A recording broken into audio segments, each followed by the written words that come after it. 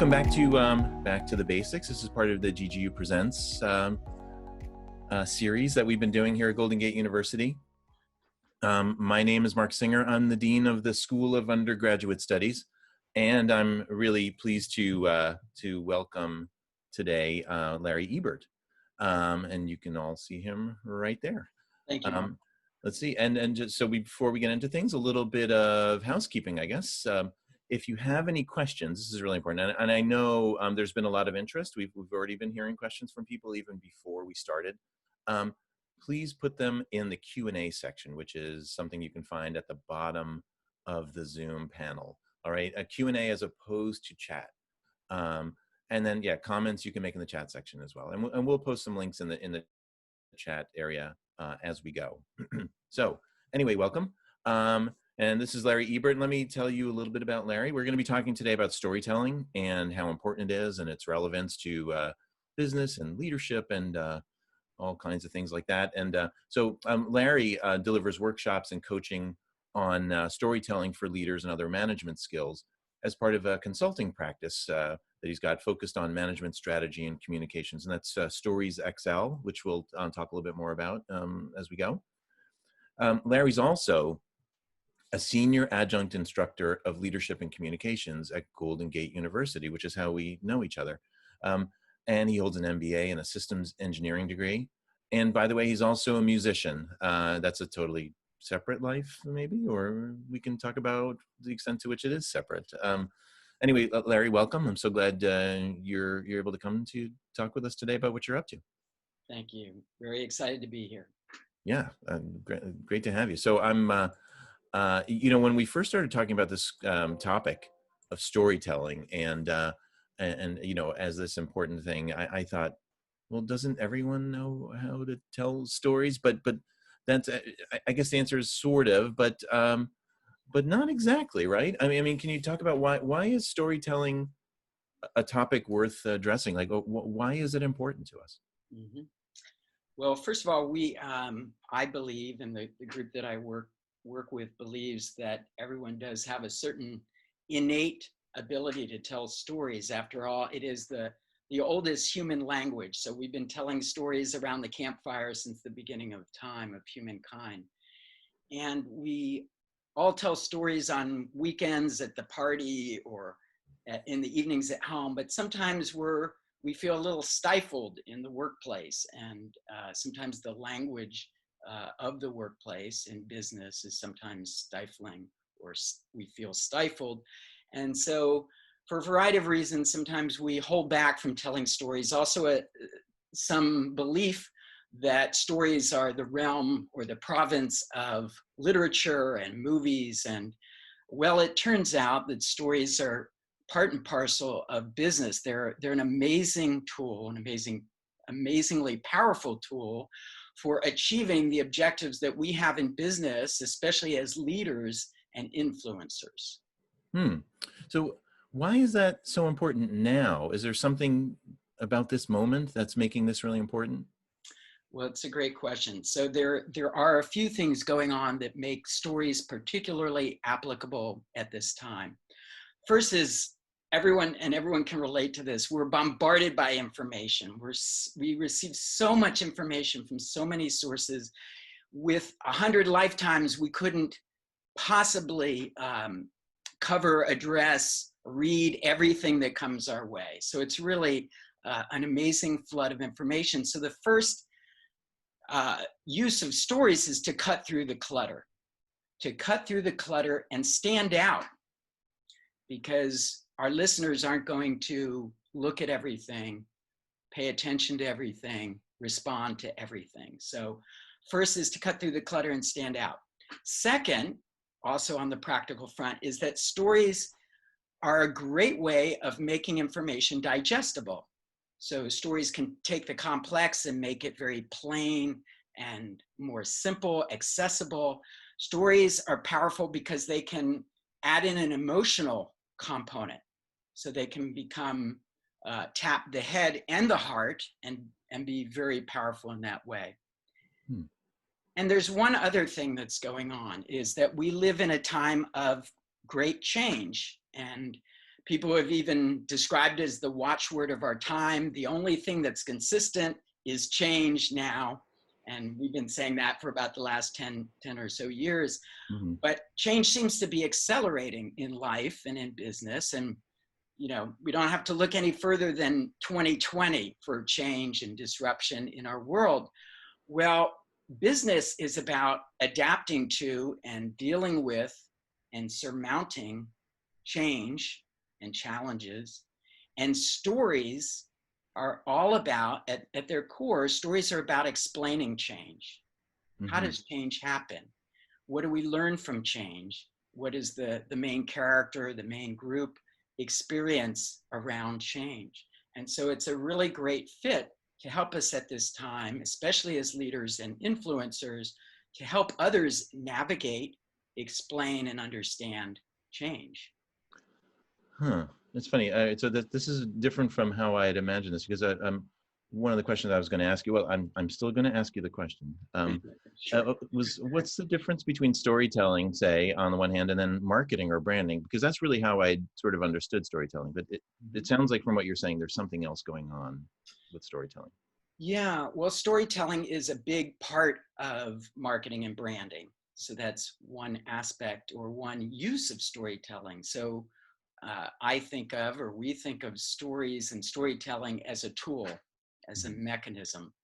And so it's a big part of marketing and branding, because marketing and branding are about creating associations, powerful, compelling, hopefully compelling associations that make us want to buy or purchase or be associated with a product or a company.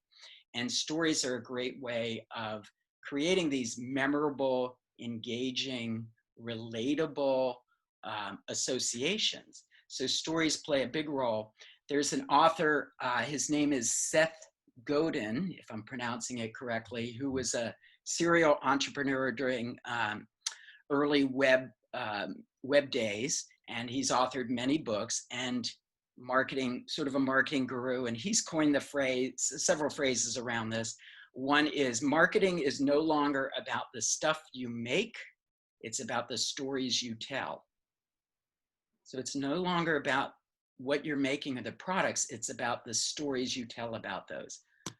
I think it's a mix of both, but point being that stories are in the service of, or really contribute to, marketing and branding, but it doesn't stop there. And so maybe that's what you were sensing when you said there may be something else. So we, in this group that I work with, we talk about a story verse, or sort of a story universe, a universe of stories that apply absolutely to marketing and branding, but they also apply to general management and leadership, to motivating and inspiring. As leaders, when we articulate a vision, because a major part of leadership is having a vision and creating a shared vision.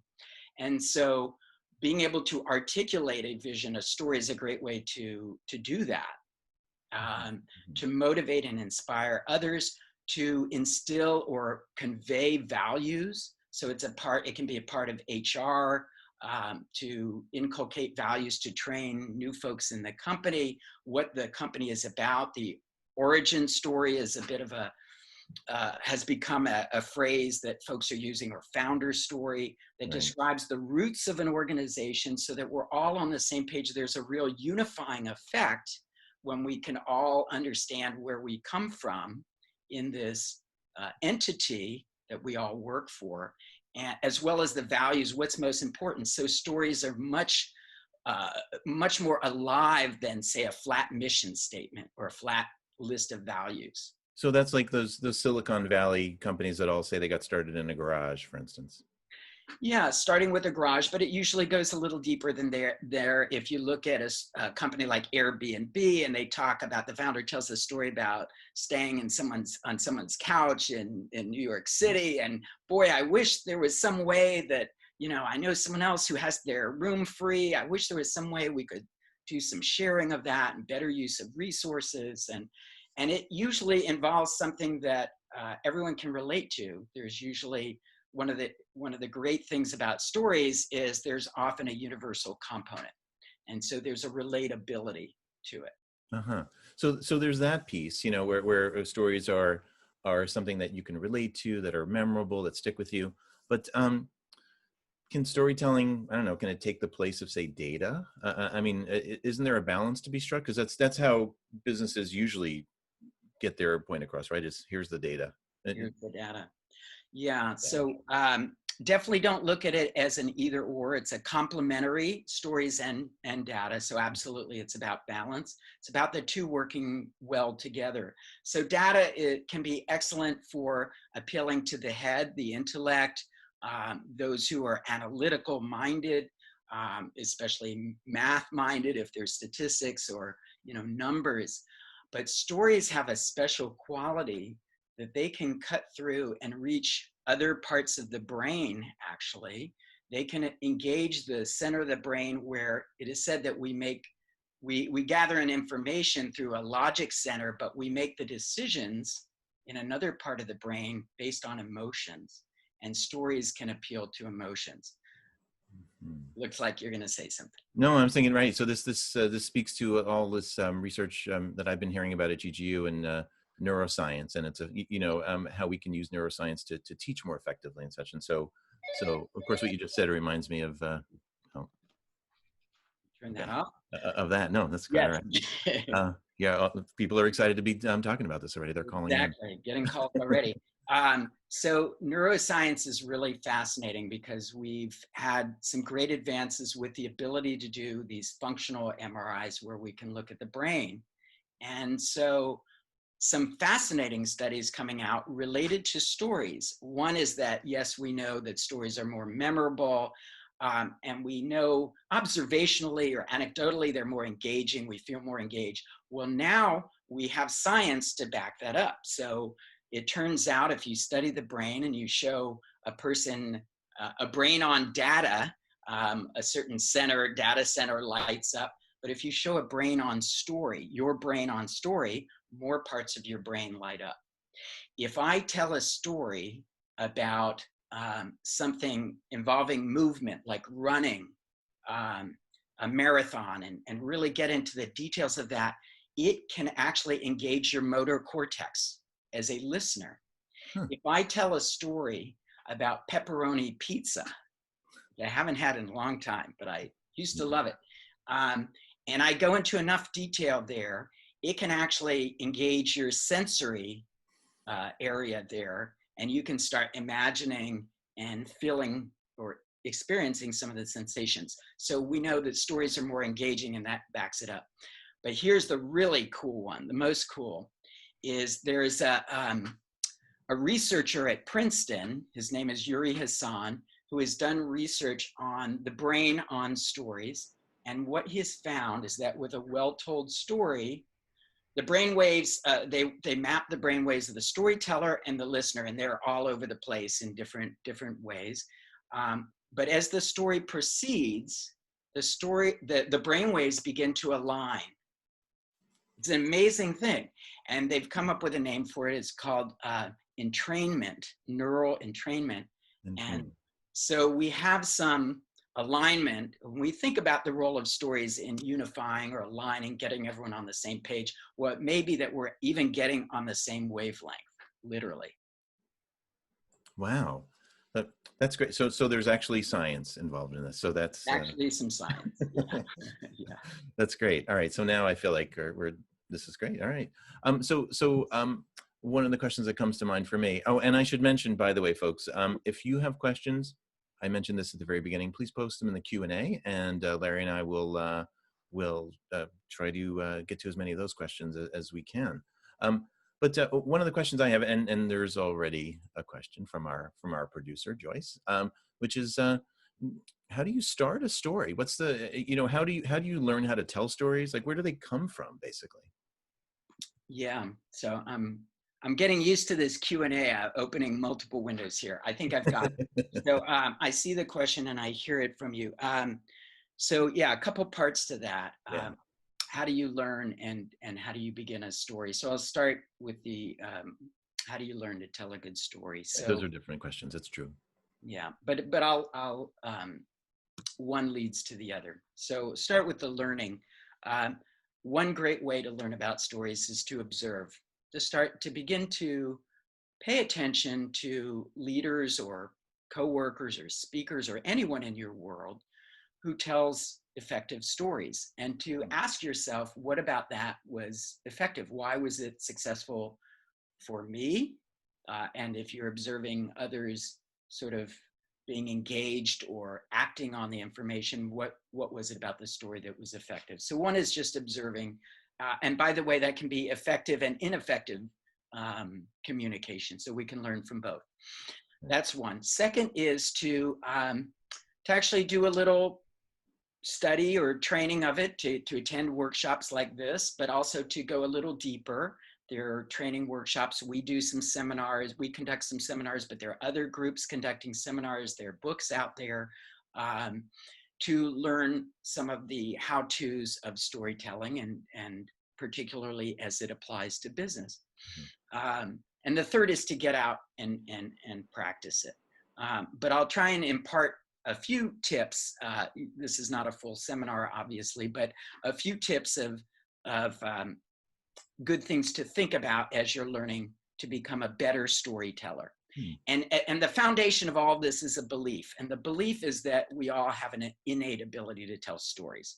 And when we were kids, by the way, most of us told stories. Some were very far-fetched, and some were, maybe self-serving, but they were stories, and often fun and funny.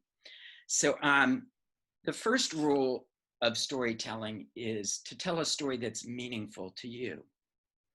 And that may seem obvious, but it's not always obvious. Sometimes people tell a story, and you can tell a story from from the inside, a personal story or a story of the world or story of the company. But choose something that is meaningful, because when it's meaningful, you will come across as authentic and sincere.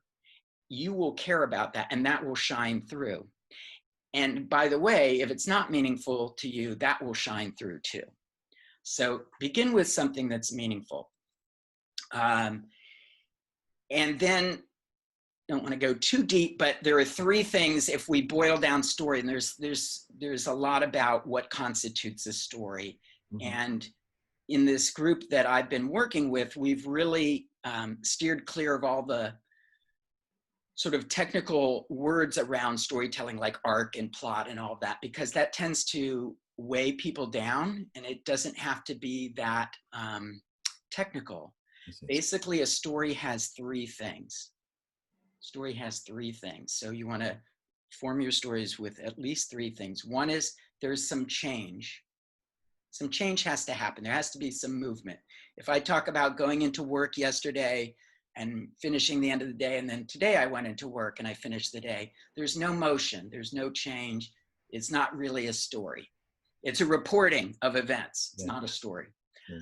Second thing that needs to be, there is some type of tension, either an obstacle or a conflict or uncertainty, but some form of tension. And that grabs attention. It contributes to the movement of dealing with the change. And the third thing that a story needs to have is a lesson.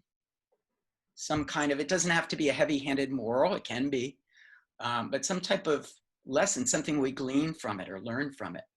So now to the question about how do you begin to tell a story? Well, first practice those, find something that's meaningful, choose something, have those elements, and just begin. It doesn't have to be perfect. You can tell a story in sequence.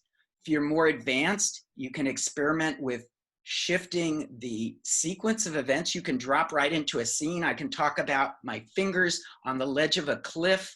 The guy, Alex Honnold, who first to climb Half Dome in Yosemite with no ropes, no aid. Amazing story. And you could drop into that story, if Alex is telling it, it's the most powerful, of his fingers in some, crevasse or wherever one's fingers go. I'm not a rock climber, but and looking down, or not, but being a couple thousand feet up and just having to go one step at a time. Focus, one step at a time. And you could drop into but you can also begin the story and just be linear at the beginning of the chronological series of what happens, the challenge, the overcoming, the lesson, and move through. So um, for practicing, it's to just start telling them. I see. And it depends on, like, as you were saying, what's meaningful to you might dictate which of the different approaches you might employ, right? Yeah. What's meaningful to you and what you sense is meaningful to the audience. So the audience is super important because you have some intention or goal of telling a story. It's to motivate or inspire, to galvanize action, to share values and get others to adopt those, whatever it might be. You want to pay attention to the audience. And so you want to know or think about what is the audience experiencing, Mm-hmm. what is important to them, what moves them. And so factor that into your choice. So that's really interesting that you raised that, because that's something I've thought about a lot, is the idea of communication not just being what you say, but how your audience is receiving it, right? So with that in mind, then, would you want to have different stories to tell different audiences? Or, is that a goal, or should you just tell the same story no matter who it is who's listening? Well, I think you always want to consider the audience, and it depends on the context, the situation. You may be able to use the same story exactly as is, but you may often will want to change it for a couple of reasons. One is you may want to, for example, make the scenic detail, if you're getting into a little bit of scene, just to create some sense of place and where you are in the story. If you can, if it's sincere and you can do it, you might want to use something that's recognizable or local to the audience. That, I notice when I watch car commercials, for example, on television, that they're showing Twin Peaks and they're showing the Coastal Highway, places that I can recognize here. There are San Francisco Bay Area places. They're not showing, well, sometimes they do, but the coast of Ireland. Actually, I've seen one of those too, but most of them are San Francisco. And I believe that's because stories are really powerful when they are relatable. And part of the relatability is the lesson or the universal message. That's most important, but also the details, including the scenic. So some of the language, to make sure that you're communicating in a language that works with, for example, I just learned, because of all that's going on in the news, that in Georgia, women are addressed, it's a tradition to be addressed as Miss. I believe it's spelled out MISS, not Ms. or some of the other abbreviations. And it's a local, so there's some language, but it goes deeper than that. If you're speaking to or working with or leading a team of a group of artists versus a team of bankers, your examples might differ, or what you emphasize in the story might be different. With the bankers, you might emphasize more about money or profitability. With the artists, it might be more about aesthetic. And so think of it a little bit like a gemstone. The facets that you show or emphasize, you might want to differ depending on the audience. And then the last thing that you want to pay attention to is what the audience has experienced and what they value. So if I'm a leader of a team that's confronting in a business a major change or a challenge in business, maybe to survive, maybe around these COVID times, if I know that the team has been through challenge before and made it through successfully, I might use that story. That's helpful to know that, because it can reference that. Whereas if they haven't, I'm not going to do that. Maybe look for another type of story, and knowing what they value and maybe if I know that they're fearful of something, to be able to work that in. So a long way of saying, yes, pay attention to your audience, and you may often be telling a slightly different story. Interesting. Yeah, I just want to point out that I think this is more a comment than a question, but James Cruisling talks about the importance of oral tradition in a number of communities where storytelling is really the way you communicate anything, right? Especially folks, as he mentions, who might not have as much formal education. Yeah, yeah. It's it's really amazing. Back to our innate ability to tell stories, and the role of stories, going back to before we had, even language, telling stories visually or in other forms around the campfire. Uh, in sharing values in certain communities, there is a story that I'm not sure I'm going to remember all the details, but it's basically an Aleut community in Alaska that they share some lessons with the young children through some myths and some tales and stories, and that's how they share certain values about the role of community and the role of paying attention to detail, which can be life or death in harsh climates. So back to James's question or point, very much applies, and we see that in business. Sharing values is in one of my courses right now. We're on leadership. We're looking at the role of leaders in shaping the culture of an organization, culture of a team. And the premise is that leaders have a responsibility for helping to shape culture of their organization or team.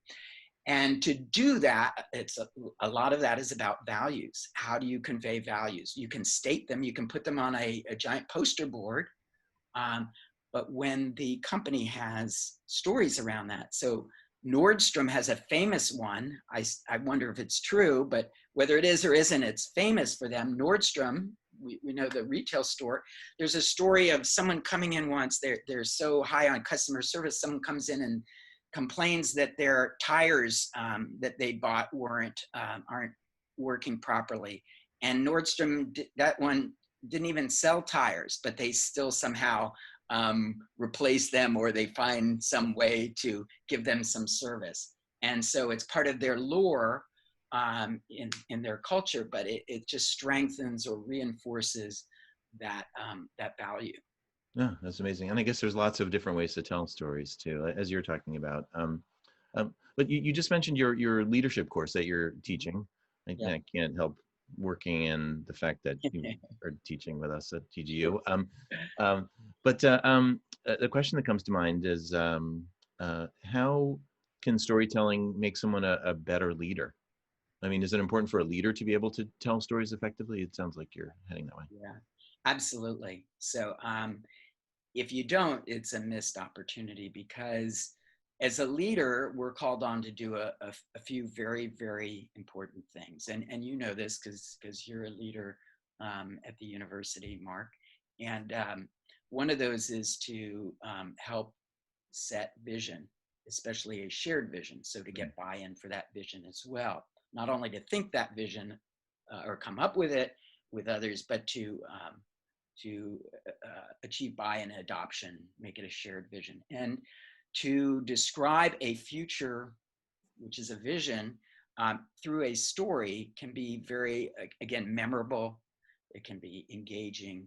If you touch on those qualities or aspects that are important to people, it can really get them emotionally engaged and more buy-in. So that's one. Another is just in motivating folks. It can be an individual, it can be coaching, mentoring, it can be leading a team to address some kind of challenge, a well-placed story around overcoming an obstacle or what it feels like to go through challenge, or a sense of maybe we're in this together, a story that really conveys this sense of team, very powerful. It can be a story around process. I tell a story sometimes when I do work, consulting work around change management. I tell a story, sort of a success story, but with a lesson from some work I did 15 years ago at Stanford University. And I won't tell the whole story, but it was basically around really listening to the constituents with a technology part of the organization, listening and involving others very early in a process. to get buy-in. And I use that model and the feedback we received and the impact of that when starting new projects in that field to share the importance of that, to convey it through a story. When I teach leadership or communications at GGU here, I tell a story. I call it the Marc and Margaret story of my first job out of college and two leaders who had very different attributes, one very open, one very closed, and more to it, but basically the one who is very open and a great people person became the fastest riser in the history of the organization. And how I learned at a young age, coming out of college, I learned that it wasn't just about grades or so-called smarts, academic smarts. It's about how we interact with people. So it's a little lesson that I share there. And I have a lot of stories that I share. But anyway, no, but that's interesting because you can. It suggests to me that especially if you're a leader, you can get people in your organization or in your team or whatever it is to bond over a vision or a story that reflects your sensibilities much more so than you can get them to bond over an efficient process or data or data, as some people seem to be saying these days. We'll have to have that conversation too. Is it data? I don't know. But it seems like that's the way that's a much more compelling way to pull people together is through that storytelling. It's a compelling way, and here's a fascinating thing that happens with that very type of story that you just described of sensibilities, is that for a well-told story about the sensibilities of an organization or team or the founding story, it gets retold. So that people make it their own. So that's a really powerful, it's hard to kind of insert yourself into data, but you can insert yourself into stories. You can retell them. You can even add a little of your own flavor to it if you like. But stories can propagate. You can tell it to your customers. And that happens. So yeah. Interesting. So let me ask you this. So because this is a challenge that I think I have sometimes. Yeah. How do you know if the story you're telling is a good story? What makes a good story good? And how do I change my story if I'm suspecting it's bad? Yeah. Well, going back to, this relates to some of how to learn to tell stories, which we aim to be good or skillful. So first, a story should be meaningful to you. So just as you said, right, to that and be something you're passionate about, you believe in, so that you're authentic. And by the way, there's a whole field of authentic leadership. So being authentic is helpful in leadership. Having those three elements, making sure that you have some change there and that you have some tension, that you have some lesson. Another one is to make sure that the lesson that comes out fits the situation. Again, it may seem like a no-brainer, but not always the case. So here's a little story about that. So when I was in 10th grade, my parents went to back to school night, the high school, and they came back from that and we were talking. They said, we really enjoyed back to school night, from your English teacher. We learned about some interesting projects you guys are working on and some of the challenges, but also some of what you guys are learning and how you're improving. And we learned in history about this and that and music. We enjoyed that. But your biology teacher was a little odd and said, well, I didn't say what I wanted to say, which is tell me something I don't know. But I said, well, what was odd? He said, well, whereas the others talked about, what we were interested in, which is what they're teaching and what you're learning and the challenges, he showed slides of his summer vacation. So you want to make sure that what you're sharing relates to what the audience is looking for. So those are part of what makes a good story good, but a few other things just to add to that. One is a little bit of scene detail can be really helpful for drawing people in. So maybe at some point, if we have time, I'll tell you my ping pong story. But if you're telling a story, you give a little sense of the place where you are, the setting can help drop people in. It just can increase the engagement and the memorability of it. So a little bit of scene can be helpful. Don't need too much. Other things that are helpful is not to be, if you're giving a 2-hour presentation, not to spend 2 hours on the story. If there's additional, if you need to link it in, there's more you want to say. So something around length. And then delivery can make a good story good too. Using vocal dynamics, pauses, some pacing.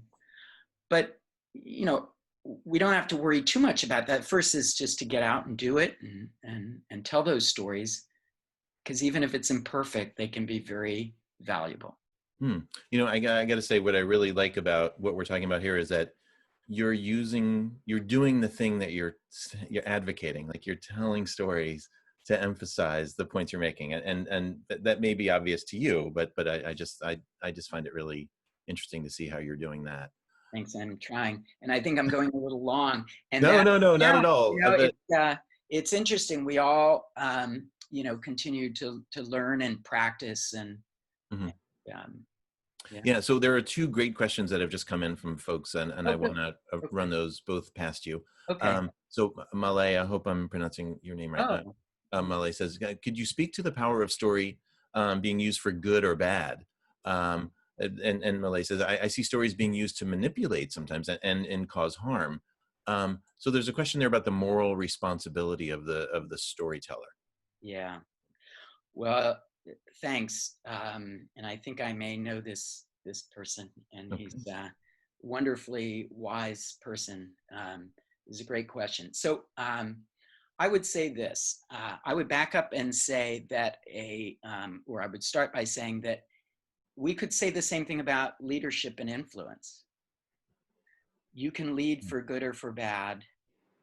You can influence for good or for bad. So stories just fall in that line. And so you probably, as you probably would guess, I'm going to say, use it for good. They can absolutely be used for ill intent. Absolutely. Well, because they're so powerful, I guess they can be, right? They can be really effective. They're so powerful. Here's a story on the positive, because I think this is just such a cool story. I gotta point to it. It's very short. So we're living through a pandemic. We all know this. COVID, major challenge for the world. And I'm thinking, I'm working with stories, and I'm thinking about stories, and I'm noticing this is around March, there's this data coming out around stories and projections and forecasts and some phrases like flatten the curve and different perspectives. And the data, there's some amount, it's compelling to a point, it's meaningful. A certain number of people could die maybe. And that's certainly meaningful, grabs your attention. But what I noticed is what really grabbed me at that time that changed my perspective or deepened it was a story. And it was a story about Italy. And folks in the audience, and Mark, you may remember this. It was a story about when Italy, things really hit the fan there, and the hospitals were full, and they were short on ventilators. And there's a story about doctors going ward to ward and having to make the toughest choices that you would wish no human ever has to make. Yes. And they're gathering together to decide who's going to live and who's going to die. Boom.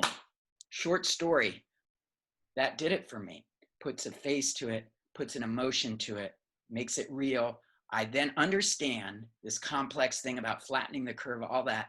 We don't want too many people in the hospital. We don't want to have to make this kind of choice, God forbid. So that's a use for good.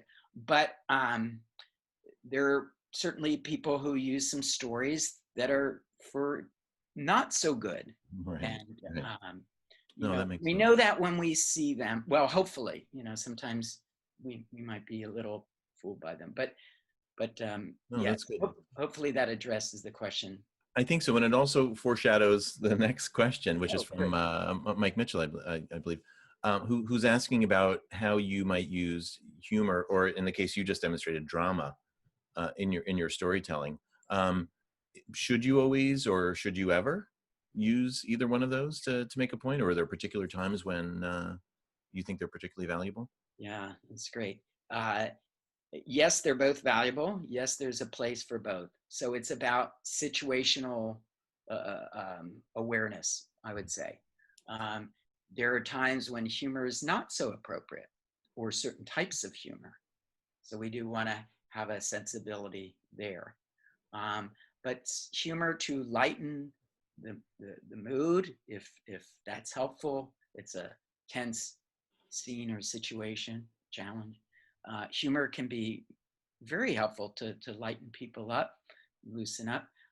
Drama, um, hopefully that comes through in the COVID story. It does for me when I Absolutely. think about, when I heard it, those stories coming out of Italy can really make a powerful point. And by the way, we see this all the time in politics, right? We see when there's a serious issue or crisis, we see politicians um, putting a face to the data, or putting a face to the situation, and talking about a specific person with a specific challenge. Here in San Francisco, they did it with Prop 23, with the dialysis proposal. Mhm.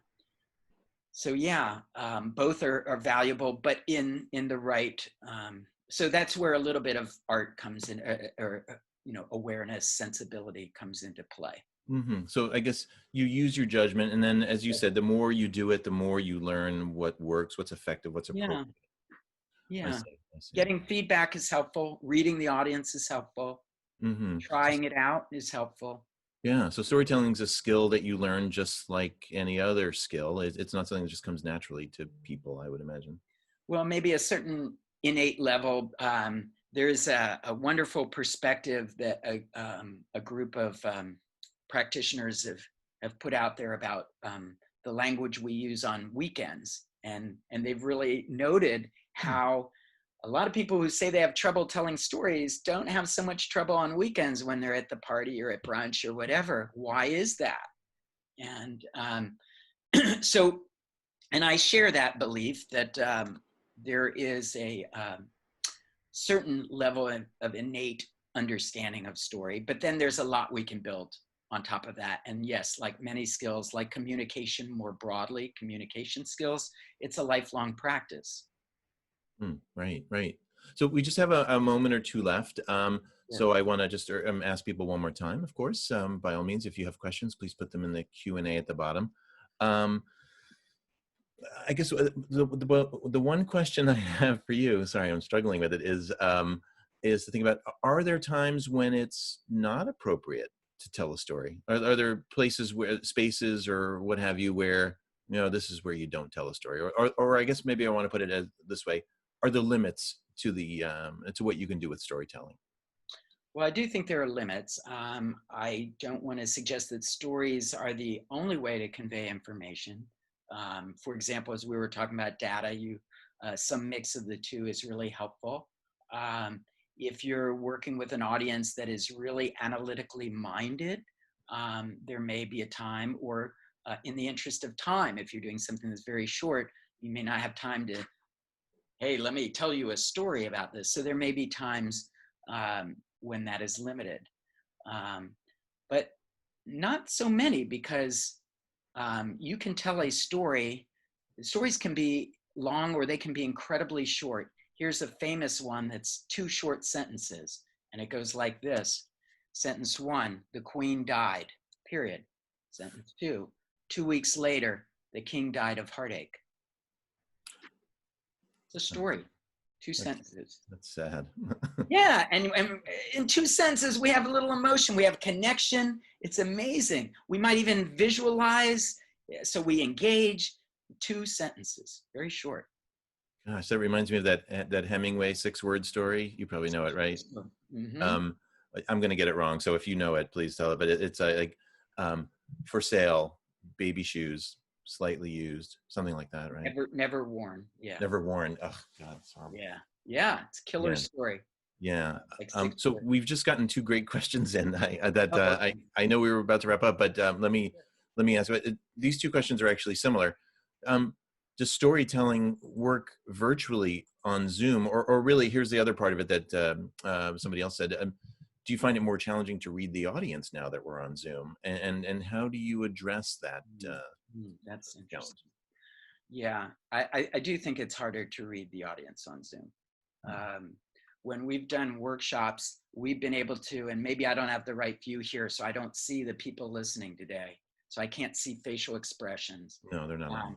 When we have done workshops, we've been able to see all the participants. It's still not the same as face-to-face. There's just no replacing that because the body shares so much, the body tells so much, but at least being able to see faces and to hear people, to hear voices is really helpful. So it is harder. It is harder. But we can, ask for feedback. We can ask for questions. We can try to understand who's coming in advance, just so we have a little bit of sense. But it is harder. It's harder. So Nancy Conway, and this will be our last question here, asks, do you have any examples or suggestions for reading or listening or practice? And we can certainly add those to the notes, the show notes later. And just to relate this to another question, this will be posted on GGU's YouTube channel very shortly. And we've also just launched a podcast, and this will definitely be part of our podcast. And Joyce, I think if you can post in the chat the link to where the podcast is located, that would really be helpful. But sorry, Larry, so to get back, suggestions for Yeah. people? So one book, and it's very thin, very accessible, is called Weekend Language. And it's a wonderful little book about that question of why are we more effective on the weekends than we are when we're talking about optimizing our revenue generating potentialities, or, using this stilted language. Why does that happen? And some tips. That's one. There is a book called Leading from Within, which we very much embrace. And by the way, that I just want to make one point on that. We've talked today about storytelling external, the impact you have on others. One thing just I want to leave with folks is that stories, we can just with ourselves look at our own shaping stories to learn about ourselves and our values, which is extremely helpful for leadership. So there's the internal aspect of stories. Don't forget that. So Leading from Within has some of that flavor. There's a really interesting book. Many of you, or some of you may have read it, called Sapiens, and it's by, I think it's Harari is the author, and which talks about collective stories or collective myths and the power of those and the challenge of changing these collective myths. So those are a few starting points. No, that's excellent. And we'll get the links to those and we'll post them when we put this up on YouTube as well. So Larry Ebert, I'm going to say your full name here, even though that's not how we usually talk to each other. But I just want to thank you very much for taking the time to talk with us about this. And I find this really fascinating, especially because I didn't even know what it is we were going to be talking about until you and I got into discussing it a couple of weeks ago. So I really want to thank you for this. And just to remind folks, again, this will be posted on YouTube. So if you have friends you want to send the link to, just that'll be up shortly. And two other things. This is a little bit of promotion, I suppose. Like I said, our podcast is just launched, and you've got the link to that in the chat. And then tomorrow at noon, we're lucky to have Miyoko Shinner, who is probably best known as the president of Miyoko's Creamery. She'll be in conversation with GGU Adjunct Environmental Law Professor Lucas Williams, and that'll be tomorrow at noon. So you can go to the GGU Presents page for information on that and other events coming up. But Larry, thanks so much for taking the time to talk to us about storytelling. I really appreciate it. You bet. A pleasure being here. And yeah, our website is coming up probably in about a week. Stories XL, the letters X and L. to maximize your storytelling impact. And Uh-huh. maybe we can leave a link if anyone wants to get in touch with me. They can use my GGU address. Oh, so is that, I think the email address you mean, yes? Yeah, which is L and then my last name, Ebert, E-B as in boy, E-R-T. So Lebert at ggU.edu. Oh, thanks. You've got it. Excellent. All right. Thanks, Larry. That's great. All right. So for everyone else, thanks for joining us. And we'll see you at the next one of these, hopefully tomorrow, I guess. All right. Thanks. Again, I'm Mark, and I'll see you soon. Take care.